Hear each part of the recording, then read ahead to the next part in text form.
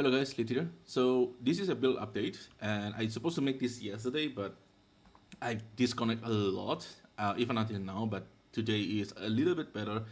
Yesterday is really bad. So let's just put in the maps. This is a Elder Guardians, just run the maps and I talk about the build. So I buy quite a lot of things, you're suffering timing and stuff. So basically I'm already swapped to Elite Swap. And as you can see, the ping is going crazy. So this is basically my mapping feels like. This is the reason why I'm not doing any like mapping strat or anything like that, because I mean this is like not very dense map because I don't put anything here, and you can see like the lag is already insane. So I'm probably just going to Guardian boss rush. I do some profit crafting earlier because I just cannot map or anything like that. So some profit crafting helps with the currency a little bit. As you can see, like when you start pick like a huge map like this, a huge monster pack like this on the shrine, you can see like the ping just shot up to like, you know, a few thousands like this. It's really insane. This is probably the worst, like the worst like start launch experience that I've been like since I don't know how long. Like usually in PoE launch, usually early on there's always a problems, but the problem usually solve pretty quickly. But not this one apparently. This one persists until day 2. I'm still having problems.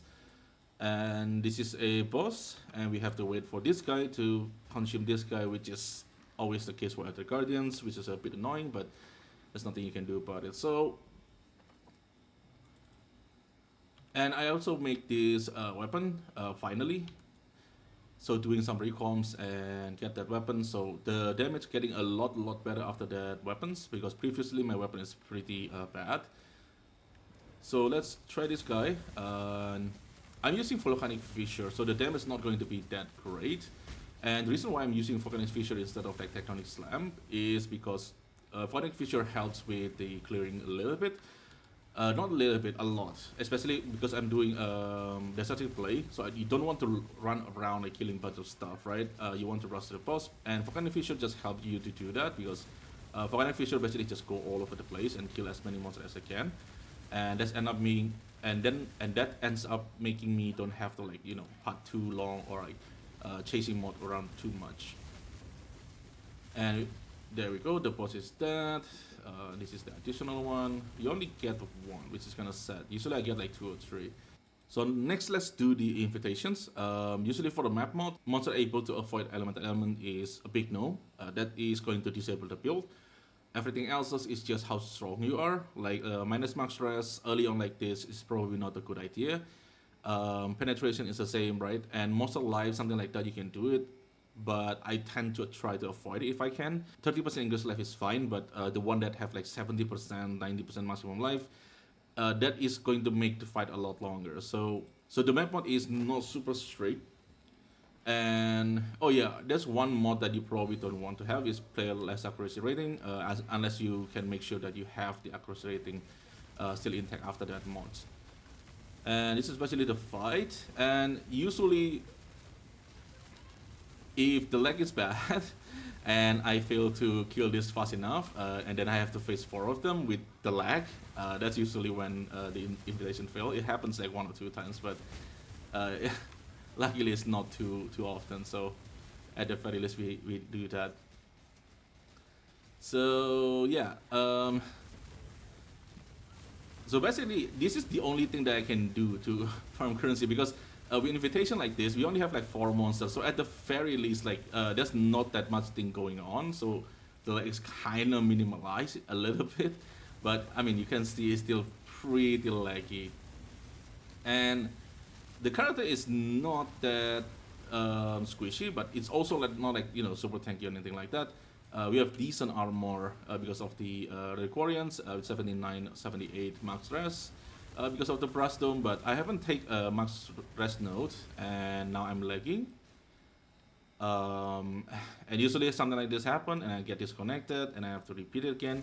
In day 1, this is like happen constantly, and they're just never ending. I don't know what's wrong with the server. I'm disconnected. I don't know what's wrong with the server this league. Like the server is really bad this league. And I tried bunch of realm too, like Japan is the same. I usually move to Japan if the Singapore is bad. Usually that's a two that I go to, but this one doesn't seem to matter where I go. The lag is like everywhere. So we got maps, we got crescents, we got some fragment. The fragment is pretty good amount of currency. The map is also pretty good amount of currency, but I usually just use the map myself since I'm also running this one. And you have things like this too. I cannot move instances because it just keep erroring and things like that. So that's basically how the build performs. I think the build performs fine if it's not lag. If you're not having like the lag as bad as I am, you will do fine. The build I think is strong, and defensive wise, we just need to fill in the maximum resistance, which we can get over here. There's a maximum resistance here, and if you really need to, we can also get this one here. But usually I only grab this one over here. And for the setup itself, I try to swap ele maybe too early because technically to swap ele, what you need is Hymn Sorrow, 2 Taming, and Cycle of Suffering. And ideally you also want Yoke, but Yoke is pretty expensive still. So I start without the Yoke, but it seems like a mistake because Yoke is basically like a multiplier of the damage. The difference of the damage between you have Yoke and do not have Yoke is very big. So early on you can use something like this, Carnage Heart, and or High Retreat is also something you can use because it gives you a precision, and we do use precisions. And the precision here also getting 50% discount, so it's going to be a lot better for the Yomana. And this one also can roll up to like 50 crit multi, so it's really nice. And the deck's also going to help because we do need quite a lot of decks in this build. So this is like a budget necklace if you want to swap early. And I also grabbed this cluster over here. I find this one on the trade like 70C, so I just bought it. You can actually craft this aura for your own. This one is the easiest craft for the cluster that we use. I mean, we only use 2 clusters, so this one is the easy one. And the overload one is the one that are hard to craft because the weighting for the overload is pretty small. It's a cluster with a mace and staff. And then you want to have item level maximum 49. This one is 68. But if you can find a cluster that have item level below 49, and because that will eliminate quite a lot of nodes. Cluster basically important of is basically the Fuel of the Fight. This is going to give you your mana leech. Now before this, I'm using Carnage Heart, and I basically anoint the Clever Thief. So Clever Thief is this node over here. This is one node giving you a life leech and attack leech, and this is really important because it's only right there attack damage. And the one that you see over here, for example, like this one is physical damage. So it is physical attack damage. When you already swap, you don't deal any physical damage. So this is not going to leech you any life.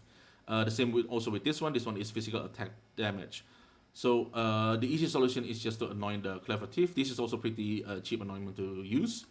And that basically covers the life and mana leech. And when I get this cluster, I basically can drop this Clever Thief and basically anoint for the Serpent Stance, which is a better one. And it's going to give crit multi, crit chance, and also chance to block. And I basically use Tattoo of Kitava Blood Drinker to cover the life leech. And this node is just a lot of DPS. So this is a cluster that really nice to have. And if you need any accuracy, you also can grab this node because this node also gives you a decent amount of accuracy. For the Little Pride, this is one of the cheapest I can find on the market. The economy seems really slow this league, I don't know why, but Little Pride usually, there's already quite a lot of them in the market, pretty fast, but not this league. So I only found the one that have like 1 double damage, and the other one is like whatever. This one I get lucky and get maximum fortifications, but I only care about the 5 chance to double damage. And this is the only important one. If you can find this one and live, that's even better, but I just picked the one that are cheap basically. And this is a Transcendent Flash, which is apparently also pretty expensive. I thought this one is a cheap item, but apparently not. I buy this one like 150C. And I also take this node over here, which is not in the POB. And the reason why I take this node is because I need more reservations because of the I want to put in Head Out Fast in. In POB, we do get a helps from Forbidden Jewel from Guardians, but the last time I checked, they still like around 3 to 4 divine, so it's still pretty expensive. Maybe for the Aura bot early on, I don't know. Usually the Forbidden Jewel for Sion, the price fall on like pretty quickly, but apparently not this league. So I'm still waiting for the Guardian to go down in price. And if it's not done, I mean at some point we're going to buy it, but you know, when you're able to farm something consistent, for example like I farm like Guardians and stuff, you get currency pretty fast. Like for examples, the fragments. This is the Elder Fragments, right? Like one of them is like 13C, 14C, right? And you also have Maven Splinter. Maven Splinter is also pretty expensive. If we check the Maven Splinter, Maven Splinter is like 7C each, or 8C each. And this is selling like candy because early on a lot of people are selling surface. So boss fragment is something that a hot commodity early on. And not to mention also you sometimes get astrolopes. Where is the astrolopes? I think it's on the currency. I think I sell all my astrolopes. Yeah, I sell all of them. Someday you get them. It's not too expensive, I think. I also get some chisel. Some of them can be expensive, but not all of them. And then you also get like maps, right? The shipper maps, guardian maps. But usually I use it myself because I do the run myself. So no, there's no reason to sell this. So I basically just like try to get more currency and profit crafting. The two of them is sold. I think like one divine each. This one is 2, this one is 1. And this is I think my old weapons. It's pretty terrible. The PDPS is not that bad, but I probably shouldn't put 50 here. It's probably too expensive. And yeah, basically, so I profit crafting on day 2. I think it's pretty good. This is the item that I want to use anyway, so why not? I'm just going to sell them. And yeah, that's especially how I can still have all my items, even though, as you can see, I'm lagging like shit. But profit crafting kind of make up for it a little bit. So for the helmet, there's a helmet that's called Gleam of Chaos. So what Gleam of Chaos did is basically make your chaos resistance 0. And that chaos alone basically going to remove the minus 60 chaos rest and make it 0. You can go for that helmet too, it's cheaper. But then I hit the T1 chaos resistance here. So the early crafting for this one is basically just a lot of armor, and the stuff is kind of bad. Like tier 5 Island Resistance is not that good. And then I just slam on the last one and get T1 chaos resistance. So because I get the T1 chaos resistance, then I might as well just go for chaos resistance here. And ideally I want chaos resistance here too, but on this one I get life and movement speeds, so I just take it. Later on I will craft again with the proper chaos rest, but for now this is more than good enough. So it's pretty good. The build is running good.